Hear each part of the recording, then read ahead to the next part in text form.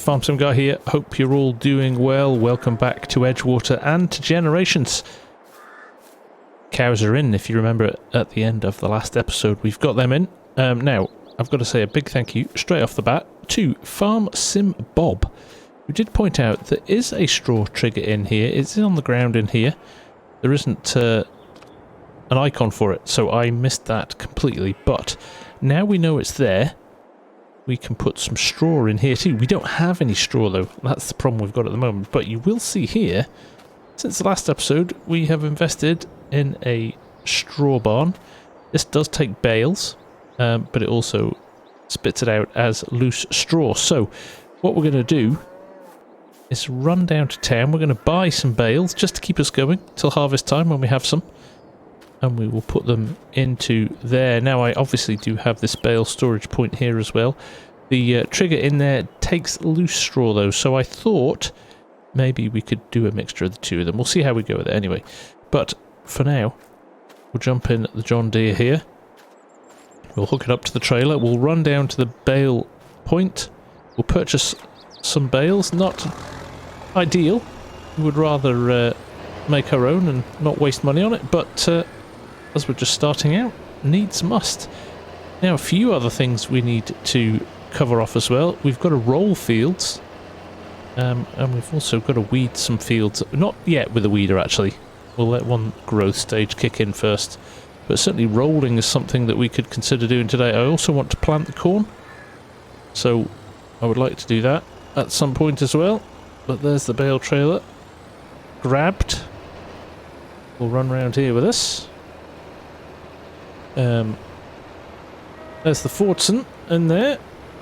Mrs. FSG behind the wheel on that one. She is planting those peas, continuing that field that we started right at the end of the last episode. The field beyond that is the ploughed field where we're going to put our corn. We can't do that yet. We have to wait till next month before that planting window opens. And beyond that is the grass field that took us so long to get all the grass off. But we've got a few other options up our sleeve for the next time we need grass as well. Obviously with the revelation that actually converting it to silage is a complete waste of time, because it's classed as hay in the animal feed. So going forward, I think you might see us using a lot more hay rather than silage. But any silage we do make, I think we may sell. That might be a good revenue stream for us. So we'll see how we get on with that. But for now, we'll roll on into town, pick up these bales, and head on back. Right, let's get this into the new shed. We're going to have to unload it by hand. There's 38 bales here, but once it's in the new shed, it will be chopped into loose straw, which we can then use to fill the cow shed. We are going to have to place our own manure bunker as well. We're going to have to find a place for that. It may actually end up going in the cow pen itself, because we are pretty tight on space here. Right, let's get this parked up. Let's climb on the trailer and start unloading.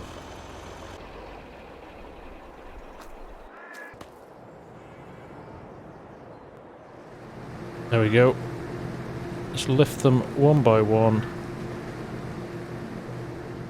and throw them. That's the joy of these small bales.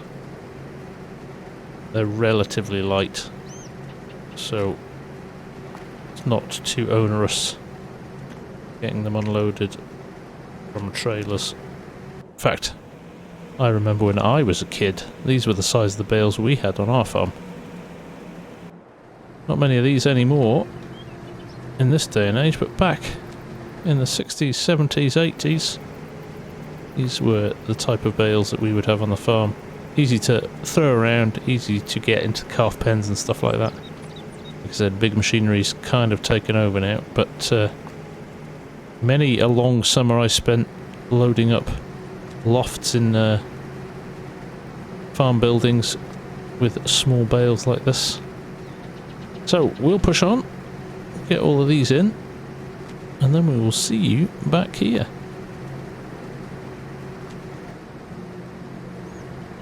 Right, last few to go here.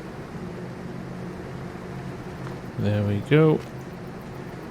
We should have at least enough to fill the cow pen with. Last one. There we go. Over we go. Now, I also have to say thank you to one of my other viewers, Matthew Thomas, I think it was, who said they have this bale trailer or a very similar one, and they just wheel it in by hand. It's way easier than reversing it in, so from now on, that's what we're going to be doing too. Alright, let's go and park this up, and then I think we'll use the Chevy truck. In the absence of much else, I think we'll use the Chevy truck for putting the straw into the cow barn as well. Alright, there you go. Pretty messy, but it'll do. Right. Let's park this up. Let's get in the truck and get that straw into the cows.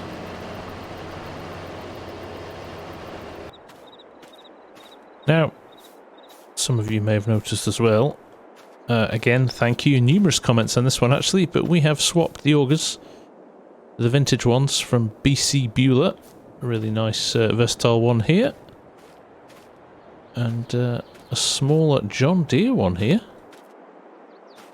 for unloading as well. So, this requires tractor attached via a PTO to unload, so we've got that all set up now. Hope you all approve. Right, let's get some straw.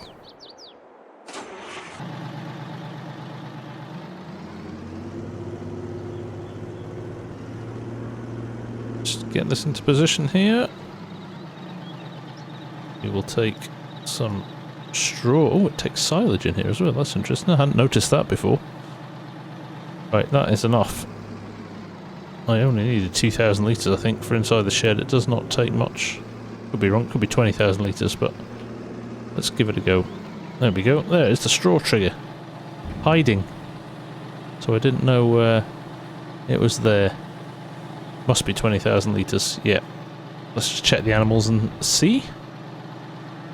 Yep, there we go. It must have been 20,000 litres. So we've got just under half in there at the moment. So what we'll do, we'll top up a bit more. The cows' health is starting to go up, actually. I think they were in there for a little bit of time with no food, but that's starting to go in the right direction. And we've got our first litre of milk as well. Right, let's put the rest of the straw in, and then we'll go and check how the planting's going.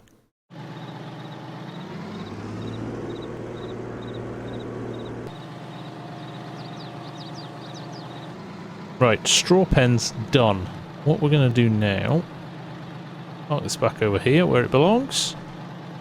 We are going to grab probably the little Massey actually. What we'll do, we'll check the horsepower of the planter, but we may get the Massey and go and start planting some corn. So there's a little corn planter. What we'll do is check the horsepower of that before we decide which tractor we take. So there it is. 40 horsepower. Okay, we are looking good. Holds 240 litres as well. That's nice. Slightly bigger than the other one. So, 40 horsepower, that means the old Ferguson will do just fine. All we need is to go and get it filled up and get it over to the field. Now you see, this is when my questionable trailer reversing might come and bite me, but we should be alright. I think there's just about enough space. Yeah, just. Wouldn't have wanted that to be any tighter. But there we go, full. Let's get over to the field now. This field is actually slightly smaller than the one we've put the peas in, so we may get it done in a decent amount of time. There's Mrs. FSG down the far side. Still working our way around the edges. I went with quite a lot of headlands there, just with these fences tight to the edge of the field. But looks like she's making good progress, getting through that field relatively quickly. couple of bits in the top corner there we might need to go and tidy up. I can see a few gaps, but we'll check those out at the end. Right, let's get in and let's get this done.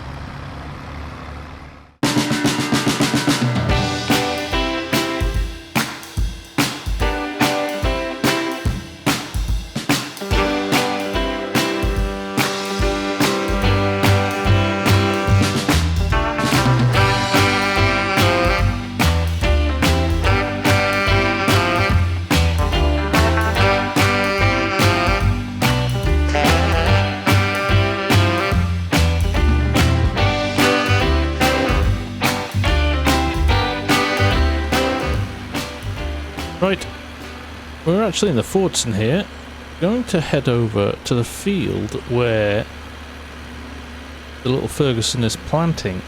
Now we've got a little bit of an issue with the drill. I think it might be to do with the rear linkage on the little Ferguson. I think it's too low, so it's lifting the drill up. So we're going to go along and have a go ourselves. Try with this. It's a slightly higher tractor. Linkage is slightly higher at the back, and see if that fixes it, but I'll show you the problem as we head over. We'll let it come to the end of its row here, and then we'll jump in, swap the tractors over, and then give it another try. There we go. Just as it goes by, see it's lifting? It's almost like it's tipping it all the time. So we'll try a different tractor. It could be the drill. Could be the problem with the drill, and we can't get any way around it, but we'll try another tractor. Just want to make sure this is planted as well as it can be. Do not want to make a mess of this, so let's give it a go. Well, there you go. That's the problem solved straight away. The hitch on the small Ferguson was just too low. It's sitting a lot better now. That looks great. So we're going to push on and get this done.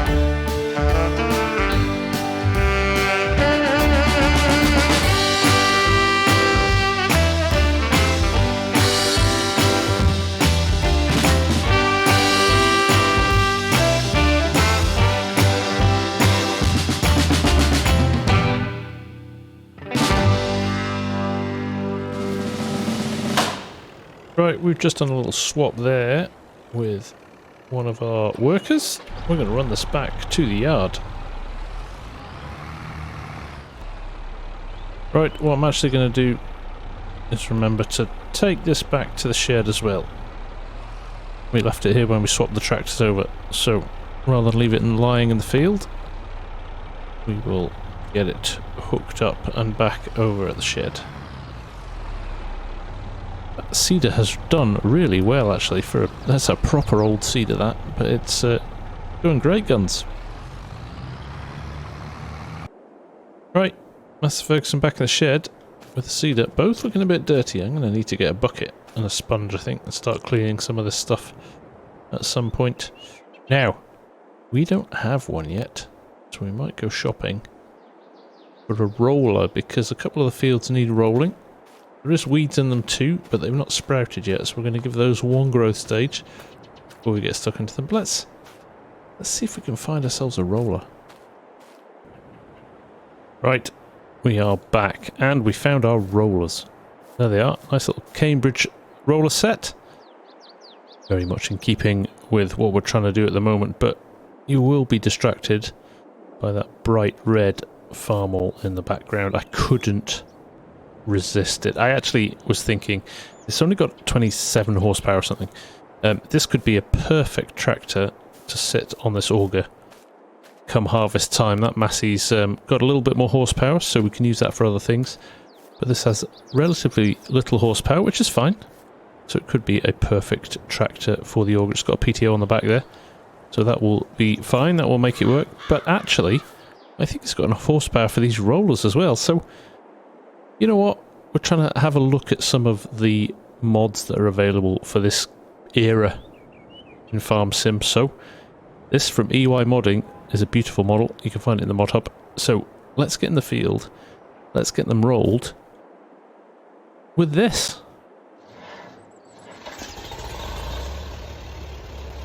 Lovely startup sounds there. Didn't think it was going to turn over there for a second, but it did. So let's get this hooked up. We'll just drive in the neighbour's field here. They won't mind, I'm sure. Let's get this hooked up and rolled over to the field.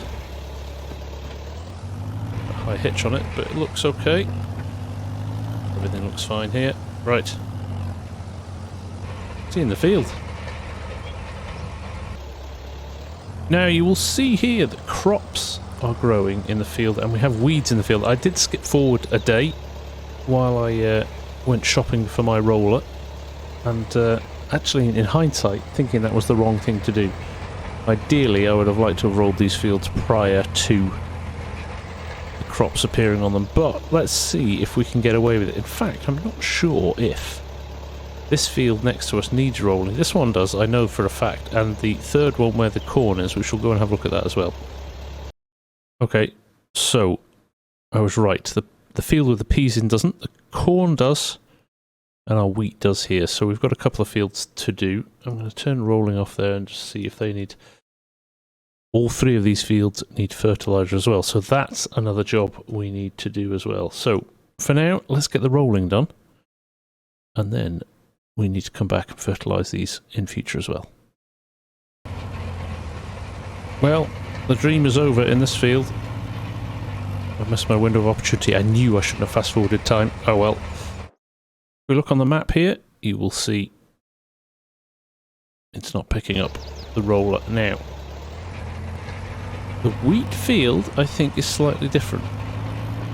That hasn't germinated yet and started to grow, so we might get away with that one. Let's head over and try it out. So here we are at the wheat field. As you can see, it did not take long for the weeds to grow, so we need to get into those as well pretty quickly.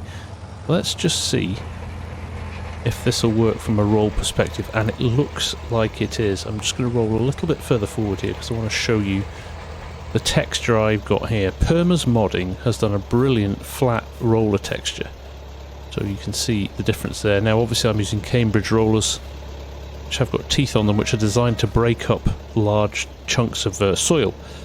But I've installed this additional texture into the base game rather than on a map-specific basis. So we'll just have to go with the fact that instead of using a flat roller, we are using a toothed roller for this. But I'm okay with that. It will help us get around the field and see where we've been and where we haven't been. So with that in mind, I think we're all right. How good does that farm all look? How good does that look? Right. Let's jump in. Let's get this done.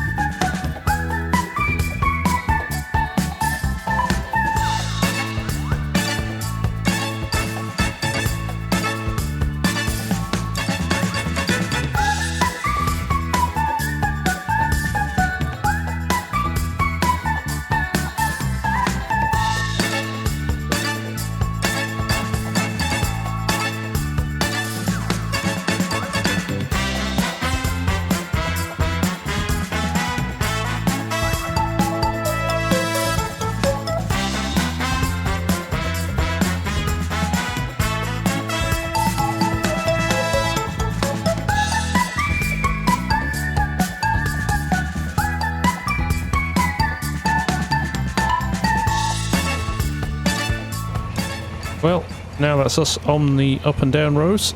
This is going to take a little bit of time, just because, well, everything seems to take a little bit of time with these slower, smaller tractors, but I'm having a whole heap of fun with it. So we'll push on, we will get this done, but it seems like a good juncture now to stop this episode, and we'll come back. It looks like we've got some weeding to do next time. So I hope you enjoyed it. Thanks for watching, and I'll see you again very soon. Take care. Bye for now.